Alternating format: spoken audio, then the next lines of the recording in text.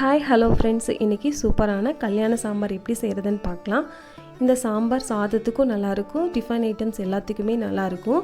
இந்த சாம்பார் செய்கிறதுக்கு ஃபஸ்ட்டு நம்ம மசாலா எல்லாத்தையுமே வறுத்து அரைச்சிக்கணும். அதுக்கு ஃபஸ்ட்டு கொஞ்சமாக எண்ணெய் சேர்த்துக்கலாம். எண்ணெய் சேர்த்துட்டு மல்லி, சீரகம், கடலைப்பருப்பு, உளுந்தம்பருப்பு, வெந்தயம், கருவேப்பிலை, வரமிளகாய், தேங்காய் எல்லாத்தையும் நல்லா வறுத்து அரைச்சி எடுத்துக்கணும். வெந்தயம் கொஞ்சமாக சேர்த்துக்கிட்டா போதும், அதிகமாக சேர்த்தோம்னா கசக்கும்.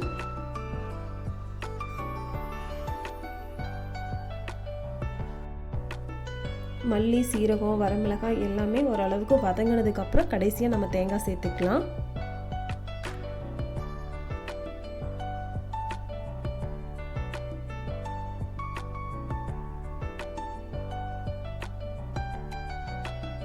இப்போ எல்லாம் நல்லா வதங்கிடுச்சு. இப்போ நம்ம தேங்காய் போட்டுட்டு ஒரு 2 நிமிஷம் கலரி விட்டுட்டு ஆஃப் பண்ணிக்கலாம்.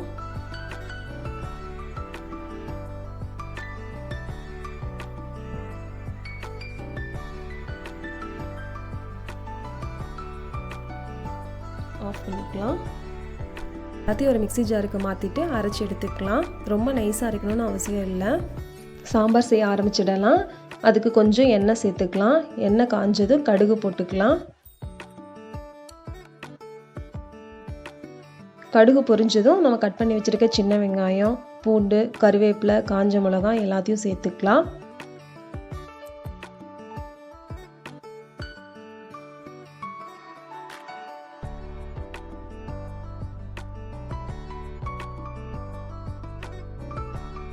வதங்கினதும் நம்ம சாம்பாருக்கு போடுற வெஜிடபிள்ஸ் எல்லாத்தையும் ஆட் பண்ணிக்கலாம். தக்காளி மட்டும் நான் லாஸ்ட்டில் ஆட் பண்ணியிருக்கேன்.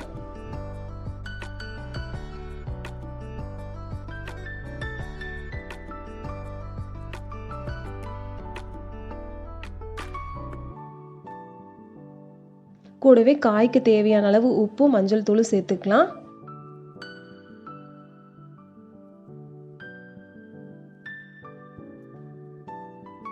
எல்லாத்தையும் சேர்த்து நல்லா கலரி விட்டுக்கலாம்.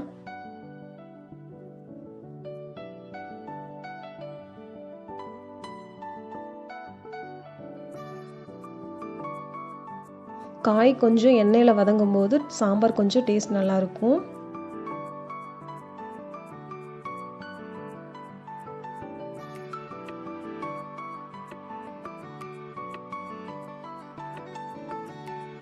இப்போ தக்காளி சேர்த்துக்கலாம்.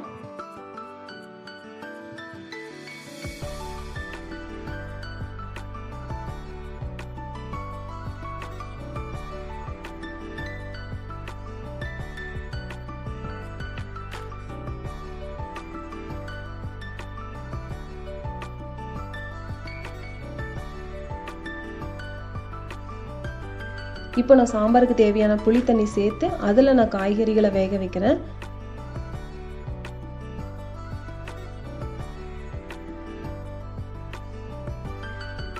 காய் பாதி வெந்தது நான் வேக வச்ச துவரம்பருப்பை ஆட் பண்ணிக்க போகிறேன்.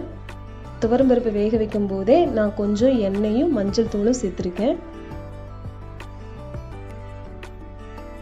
எல்லாத்தையும் சேர்த்து நல்லா கலரி விட்டுக்கலாம்.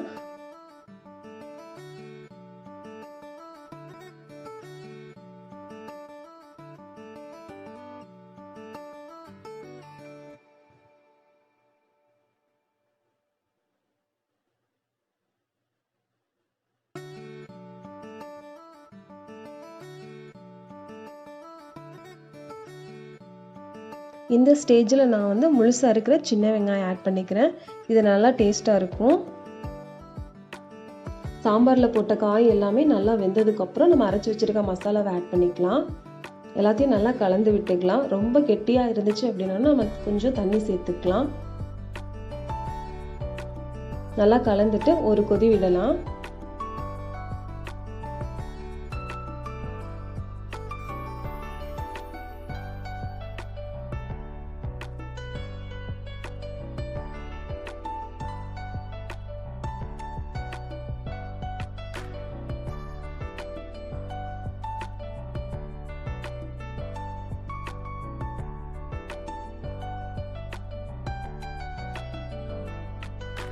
கடைசியாக மல்லித்தலை தூவி இறக்கிடலாம்.